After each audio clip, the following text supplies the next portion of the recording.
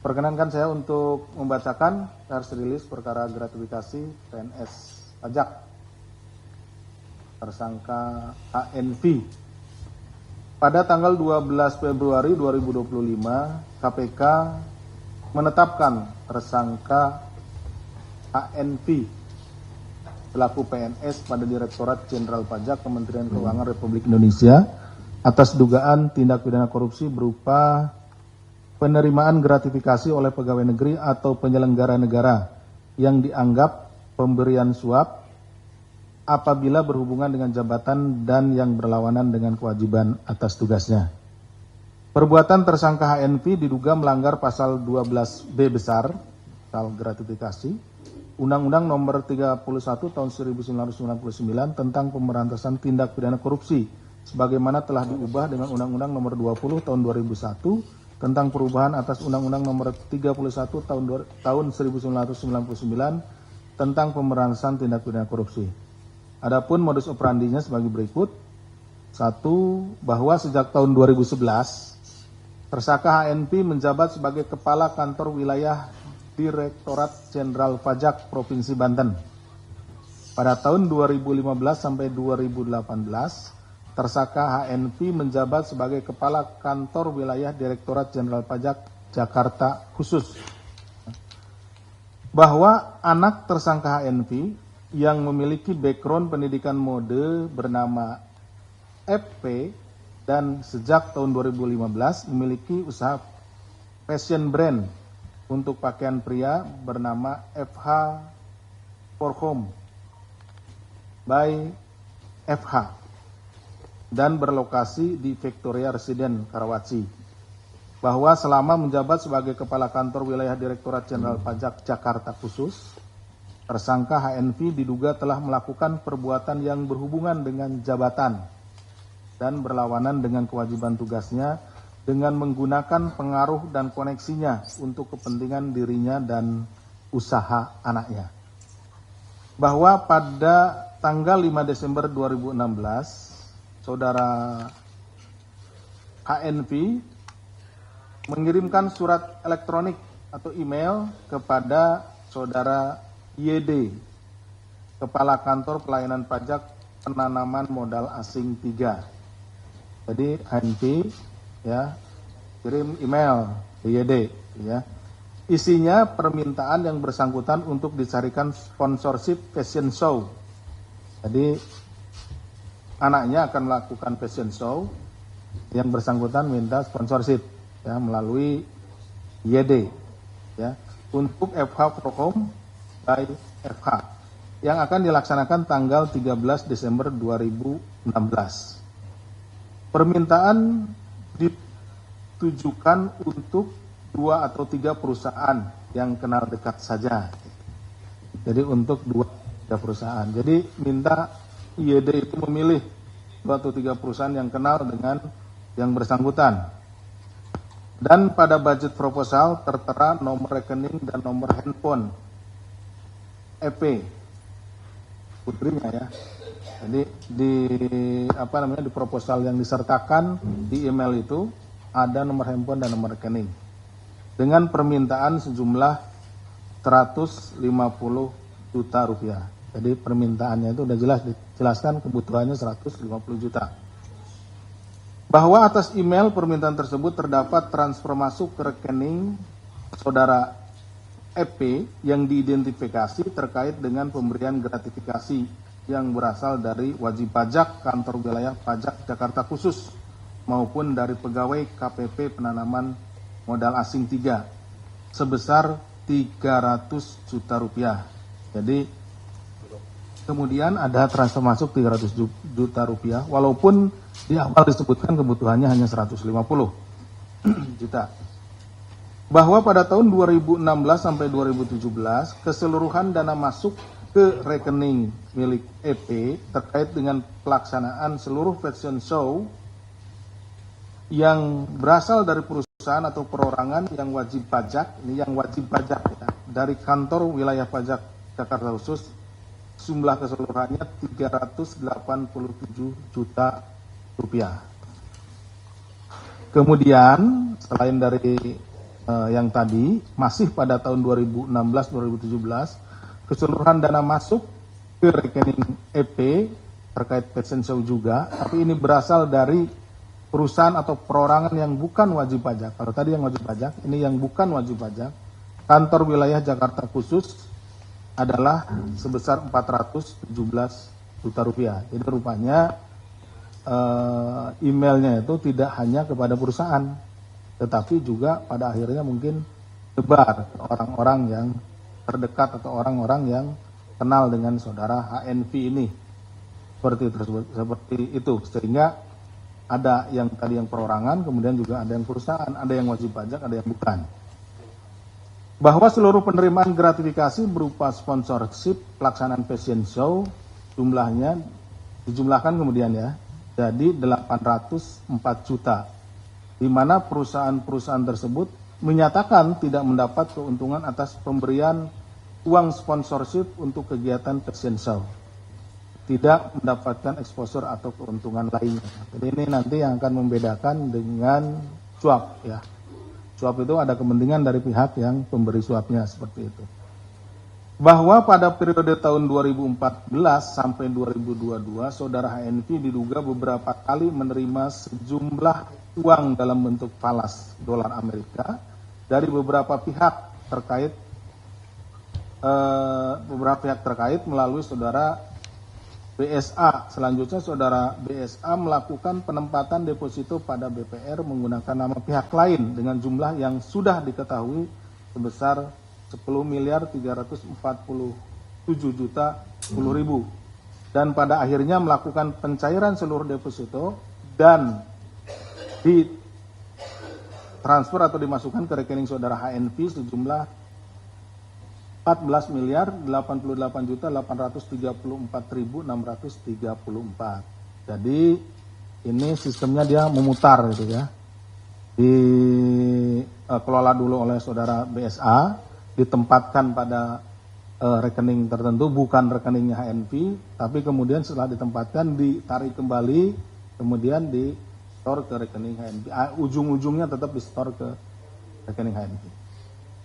Bahwa pada periode 2013 sampai 2018 HNV melakukan transaksi keuangan pada rekening-rekening miliknya melalui perusahaan valuta asing dan pihak-pihak yang bekerja pada perusahaan valuta asing keseluruhan berjumlah 6.665.006.000. Bahwa saudara HNV telah diduga melakukan perbuatan tindak pidana korupsi berupa penerimaan gratifikasi untuk fashion show anaknya 804 juta, penerimaan lain dalam bentuk falas 6.665.006.000 dan penempatan pada deposito BPR 14.088.834.634 sehingga total keseluruhannya setelah dijumlahkan menjadi 21.550.640.634. Terhadap yang bersangkutan belum dilakukan penahanan, jadi ini baru mulai dinaikkan kepada penyidikan. Ya. Pasal persangkaannya tadi sudah disampaikan, pasal gratifikasi. Kemudian penahanannya belum melakukan penahanan. Saat ini penyidik fokus untuk mengumpulkan dan melengkapi alat bukti, pemeriksaan saksi-saksi dan termasuk juga melakukan aset tracing terhadap tersangka HNV. Demikian yang bisa kami sampaikan. Terima kasih. Kami kembalikan kepada Mas Jubir. Assalamualaikum warahmatullahi wabarakatuh. Waalaikumsalam. Baik, saya tambahkan rekan-rekan bahwa pada tanggal 19 Februari tahun 2025 Komisi Pemberantasan Korupsi telah mengeluarkan surat keputusan nomor 109 tahun 2025 tentang larangan bepergian ke luar negeri terhadap satu orang berinisial MH alias MHJ. Untuk diketahui bahwa per tanggal 12 Februari 2025, penyidik KPK telah mengeluarkan surat perintah penyidikan dugaan penerimaan gratifikasi yang diduga dilakukan oleh seorang tersangka terkait dengan jabatan beliau di Ditjen Pajak Kementerian Keuangan Republik Indonesia. Untuk proses penyidikan sebagaimana yang tadi sudah disampaikan masih berjalan. Larangan bepergian ini tertuang dalam surat pimpinan KPK nomor 300 tahun 2025 karena keberadaan yang bersangkutan di wilayah Indonesia dibutuhkan dalam rangka proses penyidikan. Untuk keputusan ini berlaku untuk 6 bulan ke depan. Demikian tambahannya seputar perkara yang tadi sudah dijelaskan oleh Bapak Direktur Penyidikan. Silakan untuk rekan-rekan bagi yang ingin bertanya seputar perkara ini dipersilakan.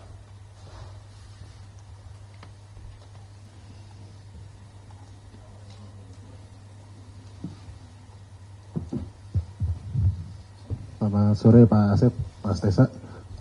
Ini ada 2 pertanyaan. Yang pertama untuk TSK HNV ini apakah saat ini masih aktif di Ditjen Pajak atau sudah pensiun? Dan yang kedua ini untuk awal laporannya ini ada yang dilaporkan atau pengembangan dari kasus yang sudah ada? Itu aja, makasih. Ada lagi?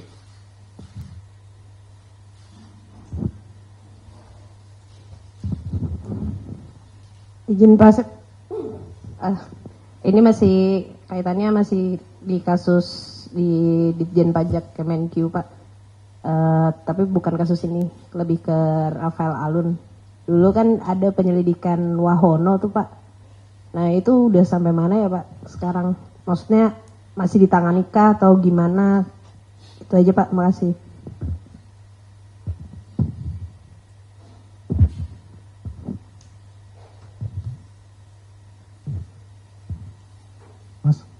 Billy Mas dari yang Kompas.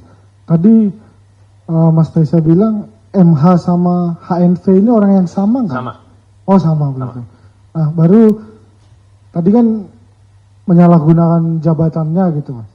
Kira-kira dalam rangka apa ya Mas? Karena kan kantor pelayanan pajak dan kantor wilayah pajak. Nah itu untuk apa dan juga gratifikasinya dalam rangka apa Mas? Tadi mungkin belum terungkap ya Mas. Uang-uang itu untuk apa diberikan gitu Mas ibaratnya dari pemberi ini. Lagi? Cukup ya? 3 aja. Silakan Bapak Adit. Terima kasih. Saya yang ingat yang Mbak Tasya saya namanya. Ya, yang ingat namanya saya Mbak Tasya. Wow. Baik, ada 1, 2, 3, 5 pertanyaan ya dari 3 penanya. Yang pertama, apakah ini masih aktif atau sudah resign?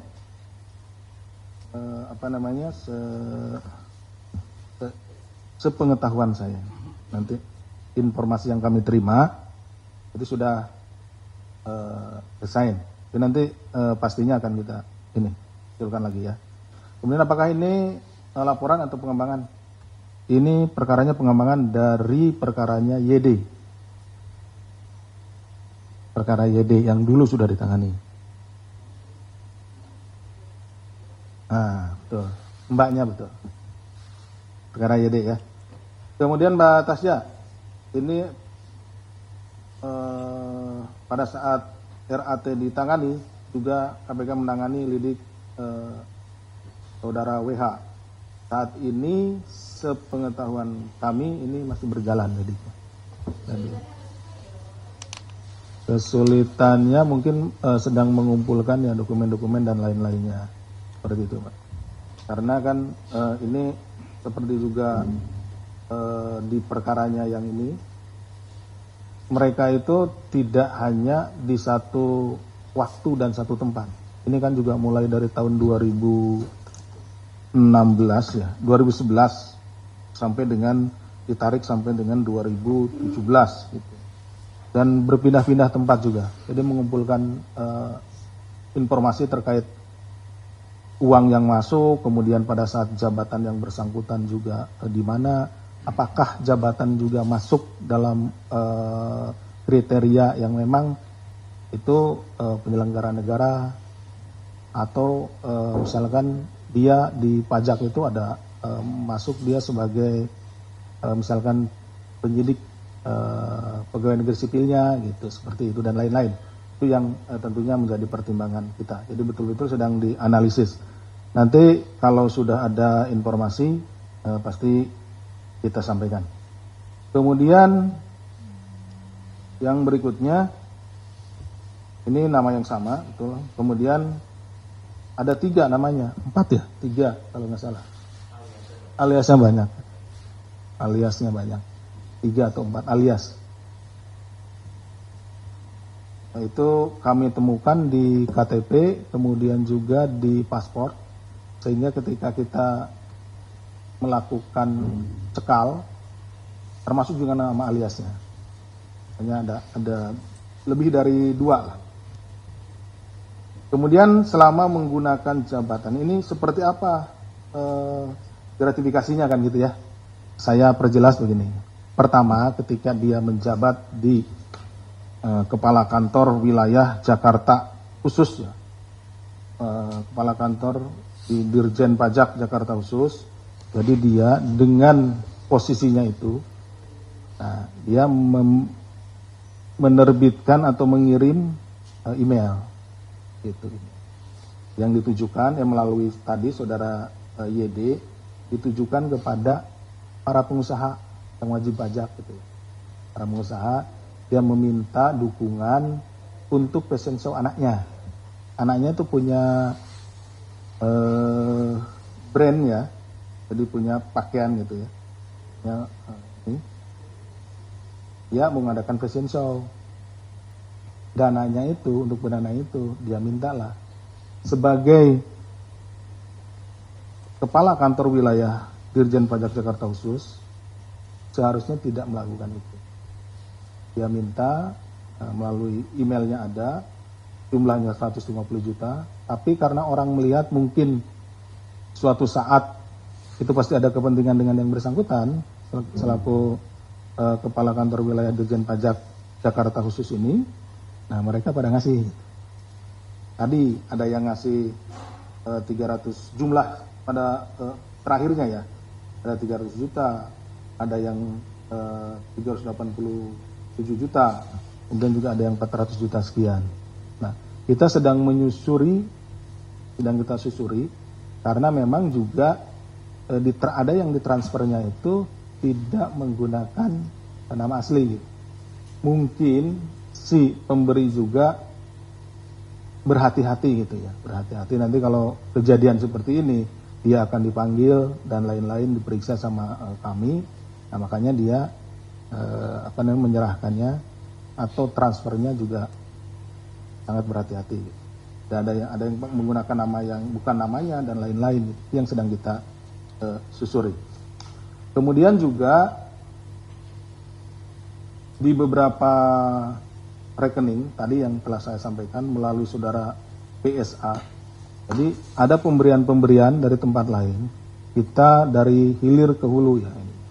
Artinya kita melihat di rekeningnya kan kita minta ya, rekening, mutasi rekeningnya dan lain-lain. Ada penerimaan sekitar 14 miliar sekian.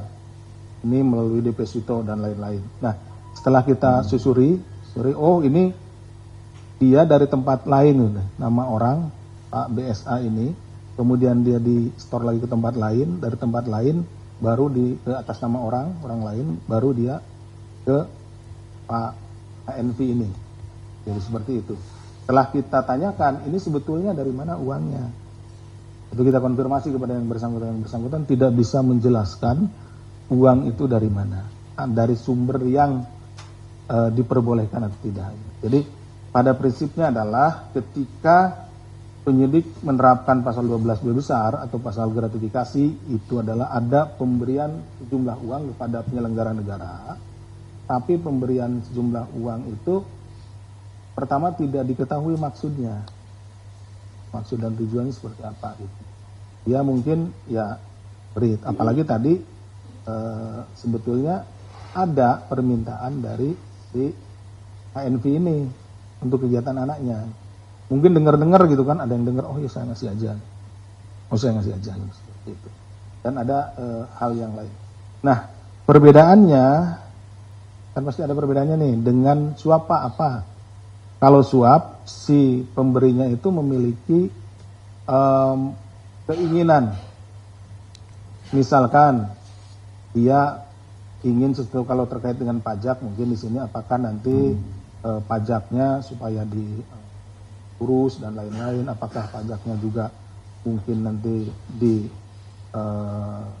nilai pajaknya bisa dinegosiasi dan lain-lain sehingga beri sesuatu.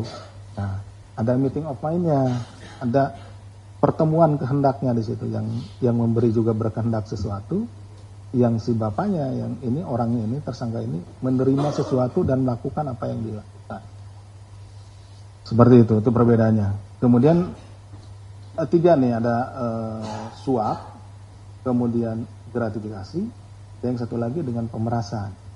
Kalau pemerasan biasanya yang lebih aktif itu adalah si yang menerimanya, si penyelenggara negaranya.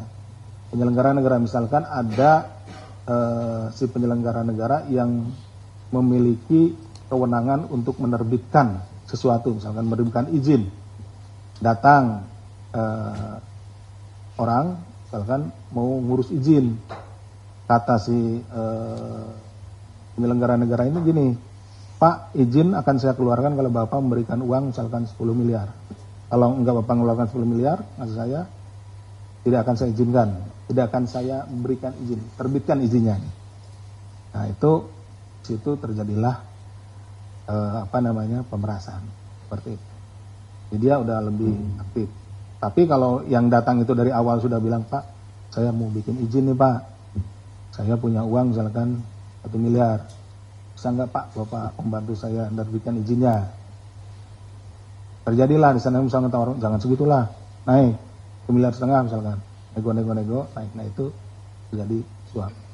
Kalau ini pemaksaan yang tadi kan, itu beda di antara tiga itu.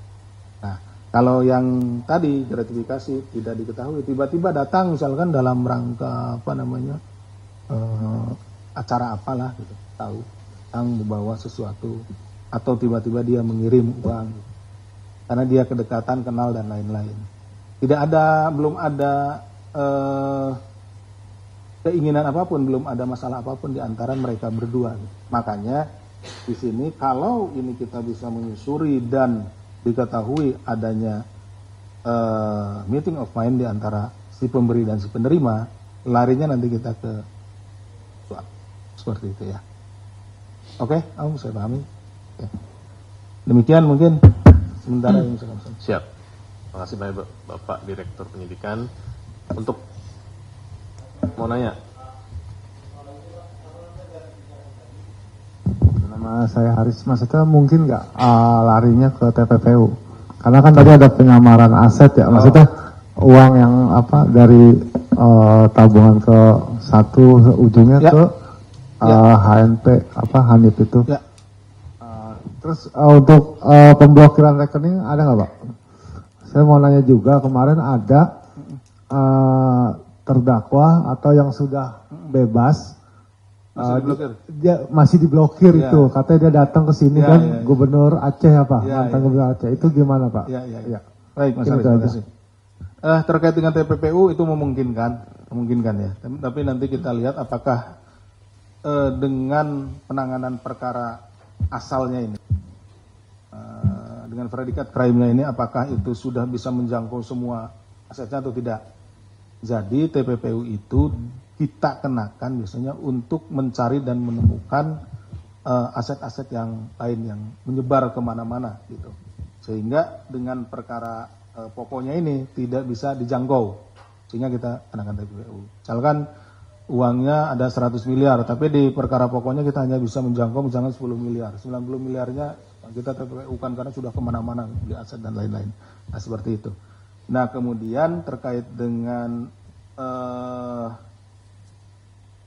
blokir rekening, itu yang kita lakukan di SOP kita itu serta-merta kalau penanganan perkara naik penyidikan kita blokir rekeningnya. Kenapa? Karena pertama kita menduga bahwa di rekening miliknya lah uang itu tempat keluar masuknya uang yang terkait dengan tindak pidana.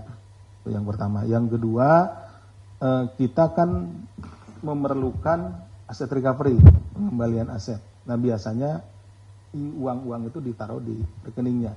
Paling tidak rekening atas namanya, atas nama keluarganya. Seperti itu kita ini. Nah kemudian kalau rekening itu kan terus diblokir itu dari mulai penyidikan, diblokirnya penyidikan, kemudian ke persidangan. Itu maksudnya.